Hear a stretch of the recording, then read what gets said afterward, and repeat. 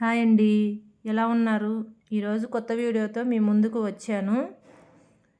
ఇప్పుడు మెంతుకూర సీజనల్ కాబట్టి మెంతుకూర కోడిగుడ్డు కర్రీ చేస్తున్నాను. ఈ మెంతుకూర సీజనల్ ఆకుకూరని చెప్పుకోవచ్చు. ఈ సీజన్లో దొరుకుతుంది కాబట్టి మనం ఎక్కువగా తినడం వలన చాలా బెనిఫిట్స్ ఉంటాయి. మెంతుకూరలో ఔషధ గుణాలు అధికంగా ఉంటాయి. Vitamin A, B, C, D, fibre, proteins ఉంటాయి. అధిక బరువు తగ్గటానికి ఇది చాలా బాగా తోడ్పడుతుంది.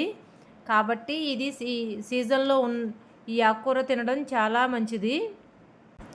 చర్మం ముడతలు రాకుండా కూడా తోడ్పడుతుందండి. ఒకవేళ ముడతలు ఉన్నా ముడతలు పోగొడుతుంది కూడా ఇది.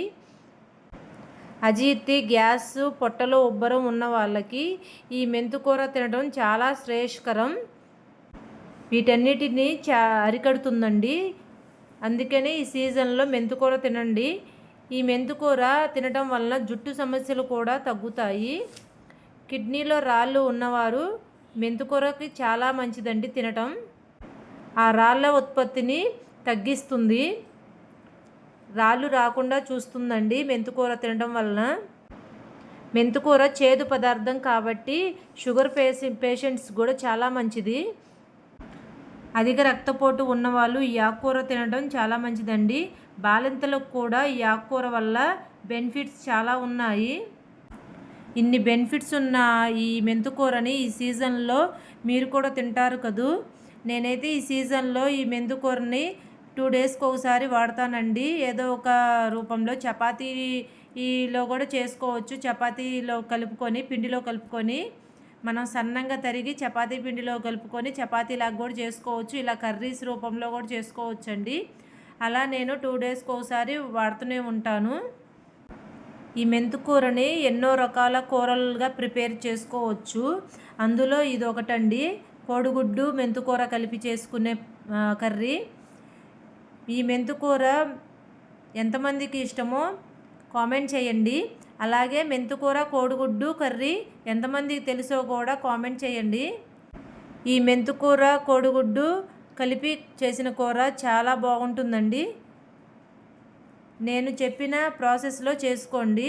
ముందుగా స్టవ్ మీద కళాయి పెట్టుకొని అందులో సరిపడా ఆయిల్ వేసి, ఆయిల్ వేడయ్యాక ఉల్లిగడ్డ ముక్కలు వేసుకోవాలండి. ఆ ఉల్లిగడ్డ ముక్కలు బాగా మగ్గిన తర్వాత అప్పుడు కొంచెం జీలకర్ర, పసుపు, కరివేపాకు కూడా వేసుకోవాలి. అందులో 2-3 పచ్చిమిర్చి సన్నంగా తరిగి అవి కూడా వేసుకోవాలండి. ఇవి మొత్తం పూర్తిగా మగ్గించుకోవాలి. గోల్డెన్ కలర్ వచ్చిందాక మగ్గించుకోవాలండి. మనం ఎగ్ పొరటు చేసినట్టే ఆ టైప్లోనే ఈ ఉల్లిగడ్డలని మగ్గించుకోవాలి. మా ఛానల్ కొత్తగా చూసే వాళ్ళైతే సబ్స్క్రైబ్ చేసుకోండి, బెల్ ఐకాన్ని ఆన్లో పెట్టుకోండి, లైక్ చేయండి, షేర్ చేయండి. అలాగే ఇలా గోల్డెన్ కలర్ వచ్చిందాకా మగ్గించుకోవాలి. అలా మగ్గిన తర్వాత కోడిగుడ్లు అందులో కార్చుకోవాలండి. 5 కట్టలు మెంతుకూర కట్టలకి 4 కోడిగుడ్లు కార్చుకుంటున్నానండి. సరిపోతుంది 4 గుడ్లు అయితే. ఎందుకంటే మెంతుకూర మగ్గిన తర్వాత ఎంతో కాదు, అందువల్ల 4 గుడ్లు సరిపోతాయి. ఇలా 4 గుడ్లు ఉల్లిగడ్డ ముక్కలు పూర్తిగా మగ్గిన తర్వాత అందులో కార్చుకోవాలి. అవి కూడా బాగా గోల్డెన్ కలర్ వచ్చిందాకా ఫ్రై చేసుకోవాలండి. బాగా మగ్గితేనే మెంతుకూర దాంట్లో మగ్గిన తర్వాత దాంట్లో వేసుకుంటే పచ్చివాసన రాకుండా ఉంటుంది. కోడిగుడ్డు కూడా పచ్చివాసన రాకుండా ఉంటుంది.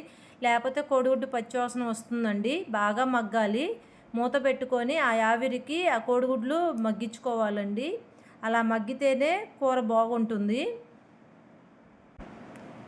కోడిగుడ్లు కార్చిన వెంటనే వాటిని తిప్పకూడదండి. అటు ఇటు తిప్పితే అవి ఈ పీసెస్ లాగా రావదు. పీసెస్ లాగా రాకుండా ఉంటే పిల్లలు కొంచెం అట్రాక్షన్గా ఉండదు కాబట్టి తినరు. అందుకనే మనము కార్చిన వెంటనే మూత పెట్టుకోవాలండి. మూత పెట్టిన తర్వాత అలా బాగా ఉడికిన తర్వాతనే మనం వాటిని పీసెస్ లాగా ముక్కల్లాగా చేసుకోవాలి. అలా చేసిన తర్వాతనే దాంట్లో మెంతుకూర కార్చుకోవాలి. అలా అయితేనే చూడటానికి బాగుంటుంది. పిల్లలు కూడా కొంచెం అట్రాక్షన్గా తినేస్తారు. కర్రీ కూడా బాగుంటుంది అలా అయితేనే. ఇలా బాగా పూర్తిగా మగ్గిన తర్వాత అలా పీసెస్ లాగా చేసుకోవాలండి. కొంచెం పెద్ద పెద్ద పీసెస్లే ఉంచుకోవాలి. మళ్ళీ మెంతికూర వేసిన తర్వాత మనం అటు ఇటు తిప్పుతుంటే కొంచెం అవి చిన్న పీసెస్ అవుతాయి. అందుకని ముందుగా మనం కొంచెం పెద్ద పీసెస్ లాగా ఉంచుకోవాలి. బాగా మగ్గనివ్వాలి అలా. ఆ తర్వాత మెంతికూర వేసుకోవాలండి. ఎప్పుడైనా ఈ కర్రీకి ముందు మెంతికూర వేసి తర్వాత కోడిగుడ్డు కార్చకూడదు. ముందు కోడిగుడ్డు కార్చిన తర్వాతే కోడిగుడ్డు బాగా మగ్గిన తర్వాత మెంతికూర వేసుకోవాలి. కోడిగుడ్డు నీచు వాసన కదా వచ్చింది కదండి. ఇలా అయితే నీచు వాసన ఏమి రాకుండా కూర మంచిగా ఉంటుందండి. అలా మగ్గిన తర్వాత అలా మెంతికూర వేసుకోవాలి. సన్నంగా తరిగి మెంతికూర వేసుకోవాలి. లేత మెంతికూర తీసుకుంటేనే బాగుంటుందండి కర్రీకి. నేను ఈ 5 కట్టలు కట్ చేసుకొని సన్నంగా తరిగి వేసానండి. కానీ కర్రీ మాత్రం ఎంతో కాదు. మెంతికూర మగ్గిన తర్వాత కొంచెమే అవుతుంది. అలా మొత్తం కలిసిందాకా కలుపుకోవాలి. కలుపుకున్న తర్వాత మూత పెట్టుకోవాలండి. మూత పెట్టుకుంటే వెంటనే మగ్గిపోతుంది. ఎంతోసేపు పట్టదు మెంతికూర. దీన్ని కొంచెం సేపే మగ్గించుకోవాలి. ఎక్కువసేపు కూడా మగ్గించుకోకూడదు. దాంట్లో ఉన్న ప్రోటీన్స్ అన్నీ పోతాయి. అందుకనే మనం 2 మినిట్స్ 3 మినిట్స్ కంటే ఎక్కువ మగ్గించుకోకూడదు. అలా 2 మినిట్స్ అయిన తర్వాత మూత తీసేసి అందులో కొంచెం సాల్టు, కారం వేసుకోవాలండి. మనకు తగినంత కారం, సాల్ట్ వేసుకుంటే సరిపోతుంది టేస్ట్కు తగ్గట్టు. అవి 2 వేసాక మొత్తం కలవ తిప్పుకోవాలండి. అట్లా కోడిగుడ్డు పీసెస్ అట్లా కనపడుతూ ఉండాలండి మెంతికూర కోడిగుడ్డు కాంబినేషన్కి. అట్లా అయితేనే కూర బాగుంటుందండి తినడానికి. ఇది చపాతీలో కూడా బాగుంటుందండి. అన్నానికి తినొచ్చు, అన్నంలో చపాతీలో కూడా తినొచ్చు. ఎంతమంది ఇలా ప్రిపేర్ చేసుకుంటారో కామెంట్ చేయండి. మెంతికూర పప్పు కూడా చాలా బాగుంటుందండి. ఇలా మెంతికూర కోడిగుడ్డు కూడా బాగుంటుంది. కానీ టమాటా ఆకుకూరల్లో వద్దు అంటున్నారు కాబట్టి టమాటా వేసుకోకూడదండి ఆకుకూరల్లో. ఇలా మగ్గిన తర్వాత వెల్లుల్లిపాయ నల్లగొట్టుకొని వేసుకోవాలండి కచ్చాపచ్చగా. అల్లం పేస్ట్ ఏమీ అవసరం లేదు. ఓన్లీ వెల్లుల్లిపాయ వేసుకుంటే సరిపోతుంది. తగినంత కారం మన టేస్ట్కి తగ్గట్టు కారం వేసుకొని తిప్పుకోవాలి. మనకి అన్ని ఆకుకూరలు ఎప్పుడూ సంవత్సరాది మొత్తం దొరుకుతాయి. కానీ మెంతికూర వరకు మాత్రం ఈ చలికాలం వరకే లభిస్తుందండి. ఈ చలికాలం వరకు ఏ రోగం ఉండకుండా మంచిగా ఉంటుంది మెంతికూర తాజాగా. అందుకని ఈ 3 నెలలు 4 నెలలు మాత్రం కంపల్సరీ తింటే చాలా మంచిదండి మెంతికూర. చాలా బెనిఫిట్స్ ఉన్నాయండి దీనివల్ల. ఇలా పూర్తిగా మొత్తం కలిసిందాకా కలుపుకోవాలి. కలుపుకొని మళ్ళీ ఒక 2 మినిట్స్ కొంచెం కారం పచ్చివాసన ఉండకుండా ఉండేటట్టు మగ్గించుకోవాలండి. 2 మినిట్స్ తర్వాత మొత్తం మగ్గిపోయింది. మెంతికూర మొత్తం మగ్గిపోయిందండి. కోడిగుడ్లు పీసులు చూడండి ఎంత బాగా కనిపిస్తున్నాయో.